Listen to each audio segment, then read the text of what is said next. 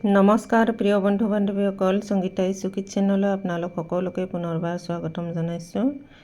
আজি মই ঘৰৰ পকা আমৰে এয়া জেলি বনাইছিলোঁ। আহকচোন চাওঁ মই এইখিনি কেনেকুৱা বনালোঁ। এয়া আজি ঘৰৰ পকা আম সৰিছে, এয়া মই বুটলি থৈ দিছোঁ।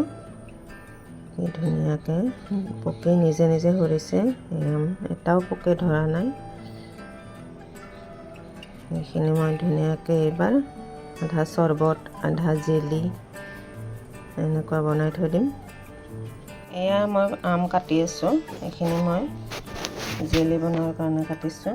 এয়া কি ধুনীয়া আম, আৰু এয়া এইবিলাক আছে, এইখিনি আছে।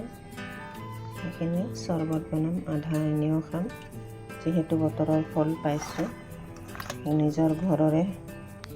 এইখিনি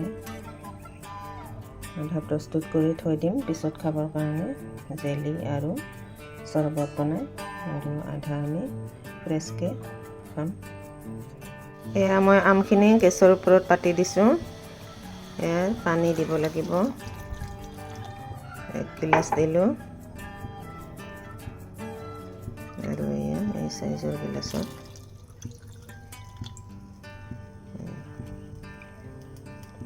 ডুব যোৱাকৈ দিব লাগিব পানীটো। কিমান লাগিব এইটো ক'ব নোৱাৰি, যিমানখিনি ফল সিমানেই পানী দিব লাগিব।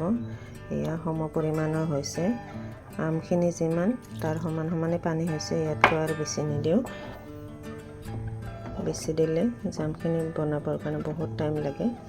এইখিনি মই ভালদৰে সিজাই ল'ম। এয়া আমখিনি ধুনীয়াকৈ সিজি গৈছে।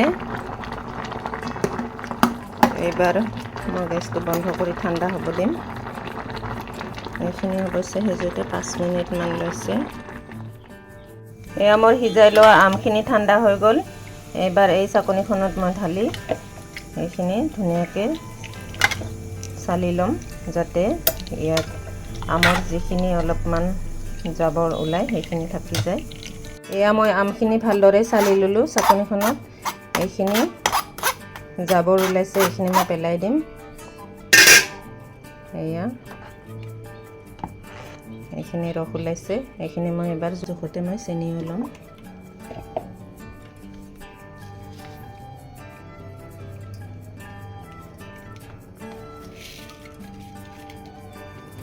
এনেকুৱা 6 কাপ আধা চেনি ল'ব লাগিব।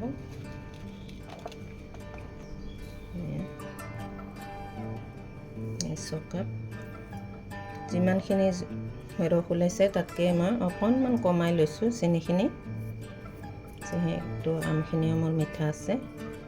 এইখিনি চেনিতে হৈ যাব ধুনীয়াকৈ। এইবাৰ এইখিনি মই গৰম কৰিম। গেছখিনি ধুনীয়াকৈ এইখিনি লৰাই থাকিব লাগিব, যাতে চেনিখিনি তলত বহি নাযায়।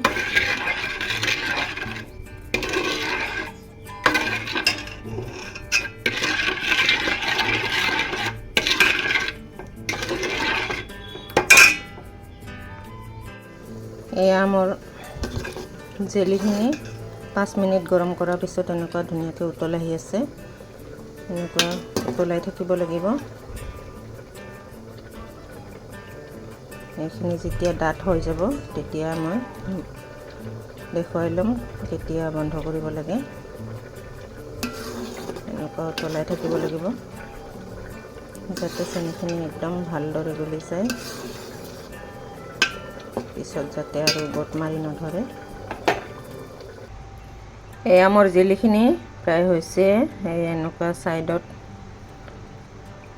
জমা হয় এইবিলাক মই এটা বাতিত উঠাই গৈ আছোঁ।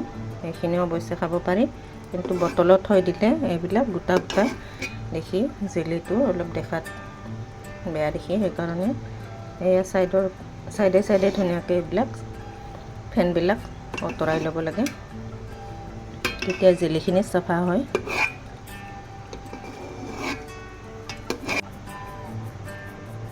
আৰু এইবাৰ এয়া গিলাচত চাই লৈছোঁ।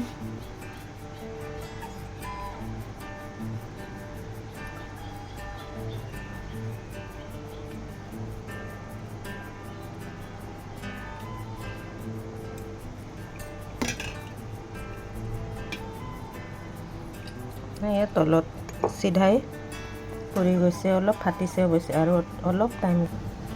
এয়া মই বাতিত অলপমান পানী লৈ ইয়াতে দি চাইছোঁ।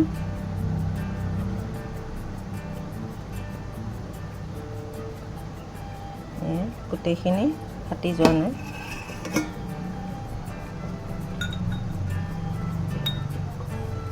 আৰু 1 মিনিট গৰম কৰি মই এয়া চাই লৈছোঁ।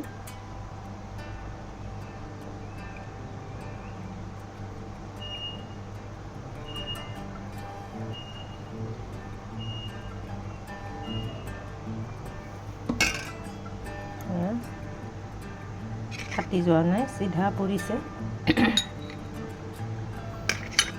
আৰু এয়া বাচনটোত এইবিলাক ধুনীয়াকৈ জাম পূৰা ডাঠ হৈ গৈছে। এইটো হৈছে, যিহেতু গৰম কৰি আছোঁ মই, গৰমে থকাৰ কাৰণে ভালদৰে বহা নাই। এইখিনি ঠাণ্ডা হ'লে ধুনীয়া ছেটিং হ'ব। এয়া মোৰ জেলি হৈ গৈছে। এয়া মই মিডিয়াম জুইত ৰাখি এনেকুৱা ভালদৰে লৰাই সম্পূৰ্ণ আৰু 20 মিনিট বনাইছোঁ। আধা ঘণ্টাত মোৰ এই জেলিখিনি ধুনীয়াকৈ প্ৰস্তুত হৈ গৈছে। এইখিনি এবাৰ বটলত ভৰাই থৈ দিম। আপোনালোকে এই মোৰ জেলি বনোৱা প্ৰস্তুতি কেনেকুৱা পাইছে, পদ্ধতিটো খুব ইজি হয়। আপোনালোকে ঘৰতে বনাই ল'ৰা ছোৱালীক খুৱাব পাৰে। মাৰ্কেটত পোৱা জেলিতকৈ বহুত টেষ্টি হয়, বহুত সোৱাদ লগা। আপোনালোকে যদি নিজে বনাই খায় তেতিয়া গম পাব। এয়া মোৰ জেলি বনোৱা পদ্ধতিটো চাই যদি আপোনালোকে ভাল পাইছে তেতিয়াহ'লে লাইক, শ্বেয়াৰ আৰু কমেণ্ট কৰিব। লগতে মোৰ এই ভিডিঅ'টো যদি নতুনকৈ চাই আছে তেতিয়াহ'লে মোৰ চেনেলটোত ছাবস্ক্ৰাইব কৰি দিব, বেল আইকনটো টিপি থৈ দিব। আহিবলগীয়া মোৰ আৰু নতুন ৰেচিপিসমূহ, লগতে আগত দি থৈ দিয়া ৰেচিপিসমূহ আপোনালোকে উপভোগ কৰিব পাৰিব। গতিকে আজিলৈ আহোঁ। Thank U.